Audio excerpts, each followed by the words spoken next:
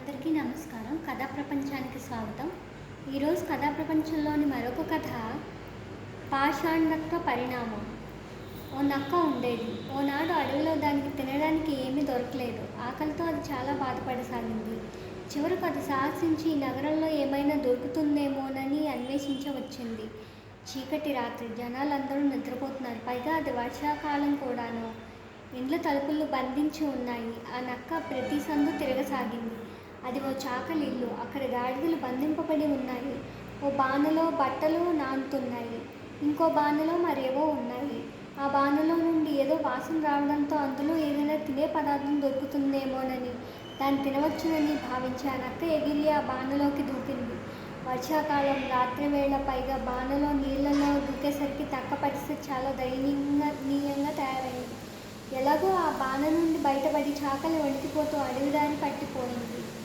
తూర్పు తెల్లవారిన తరువాత సెలయేటిలో నీటిలో దాహం తీర్చుకుంటూ తన ప్రతిబింబాన్ని అందులో చూసి ఆశ్చర్యపోయింది. అది గత రాత్రి బాణలో నీలిమందు కలిపిన నీళ్లలో దూకింది. దాని రూపమే మారిపోయింది. దానికి మహానందం కలిగింది. అడవిలో జంతువుల సభ ఏర్పాటు చేసింది. అది గంభీరంగా సభలో ప్రసంగించసాగింది.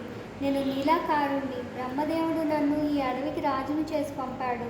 నా ఆదేశాలను పాలించని వారికి తీవ్రమైన శిక్ష విధింపబడుతుంది. అటువంటి అద్భుత వర్ణం గల జంతువును అరణ్యంలోని ఆ మృగాలేవి ఎన్నడూ చూడలేదు. అందుకు అవన్నీ నక్క పలుకులు విని అంగీకరించాయి. నక్క అడవికి రాజు అయింది. అందరినీ శాసించసాగింది.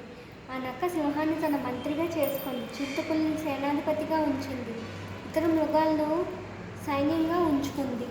అది ఠీవీగా కూర్చుని అందరికీ ఆదేశాలు ఇస్తూ ఉంది. సింహం వేటాడి దానికోసం ఆహారం తెచ్చి ఇస్తున్నది. ఎలుకబంటి దానికోసం తీయటి పళ్ళు, రేగిపళ్ళు తెచ్చి పెడుతున్నది. ఆ నక్క మాత్రం ఏ పని చేయకుండా హాయిగా బతుకుతున్నది. జంతువులన్నీ ఆ నీలవన్న మహారాజు అని పిలవసాగారు. అన్నిటికన్నిటినీ దాని నెలమల్లుతున్నాయి.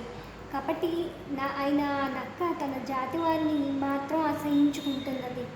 వాటిని తన దగ్గర కూడా రానియడం లేదు. తన వద్దకు ఎవరైనా వస్తే వారు తనను పసిగడతారని దాని భయం. తనను కలుసుకోవడానికి అది ఏ నక్కకు అవకాశం ఇవ్వడం లేదు. సైన్యాధిపతి అయిన చిరుతపులికి అది ఆదేశం ఇచ్చింది. నక్కలన్నింటినీ అడవి నుండి పారద్రోలమంది. నక్కల సముదాయంలో ఆ కొత్త రాజు ప్రవర్తనకు కోలాహలం చెలరేగింది. అంతవరకు ఏ రాజు వాటిని అడవి నుండి పారద్రోలలేదు. పైగా ఏ సింహం నక్కలు వేటాడేది కాదు. ఈ కొత్త రాజు అకస్మాత్తుగా నక్కలన్నింటినీ అడవి బయటకు పారద్రోలే శాసనం చేశాడు. నక్కలు పదే పరస్పరం కలహించుకోసాగాయి. అవి సమాలోచనలు కూడా సాగించాయి. ఎలాగైనా ఈ విషయంలోని రాజుకు నచ్చచెప్పాలని ప్రయత్నిస్తున్నాయి. స్వగృహాలను విడనాడి పాపం అవన్నీ ఎక్కడికి వెళతాయి? కానీ వాటికి ఉపాయం తోచలేదు. ఓనాడు ఒంటికన్ను గల ఓ నక్క స్వజాతి వాళ్ళతో పలికింది. ఈ కొత్త రాజు విచిత్రంగానే ఉన్నాడే. దీని దంతాలు, పంజా కూడా దృఢంగా లేవే. రాజు అయిన సింహం ఇతరులు వేటాడిన దాన్ని ముట్టనైనా ముట్టదు. ఇది చూస్తే ఇతరుల ద్వారా తన ఆహారాన్ని ఏర్పాటు చేసుకుంటుంది. మరో నక్క అందుకుంది. ఈ వ్యవహారంలో ఏదో మోసం ఉంది. దీని ఆకార వ్యవహారాలు చూస్తుంటే మనల్ని పోలినట్లుంది. కేవలం వర్ణంలో మాత్రమే భేదం ఉంది. ఏకాకి నక్క పలికింది. సరే, మనం అందరం దాని దగ్గరికి వెళ్ళి హూ ఆ అందాము. దాంతో దాని రంగు బయటపడుతుంది. ఆ సలహా అందరికీ నచ్చింది. దొంగ నక్క జంతు సభలో కూర్చుని ఉంది. వెనక వైపు నుండి నక్క కూతలు వినిపించసాగాయి. ఆ దొంగ నక్క స్వస్థితిని మర్చిపోయింది. చెవులు నిక్కబెట్టించింది. ముఖాన్ని ఆకాశం వైపుకి ఎత్తింది. తోకను కదిలించింది. కూయడం ఆరంభించింది. అరే, ఇది నక్కరా! జంతువులన్నీ క్రోధంతో అరిచాయి. అవన్నీ దాని మీద విరుచుకుపడ్డాయి. నక్క పారిపోవాలనేలోగానే అడవి జంతువులు దాని శరీరాన్ని చీల్చి ఖండఖండాలను చీల్చివేశాయి.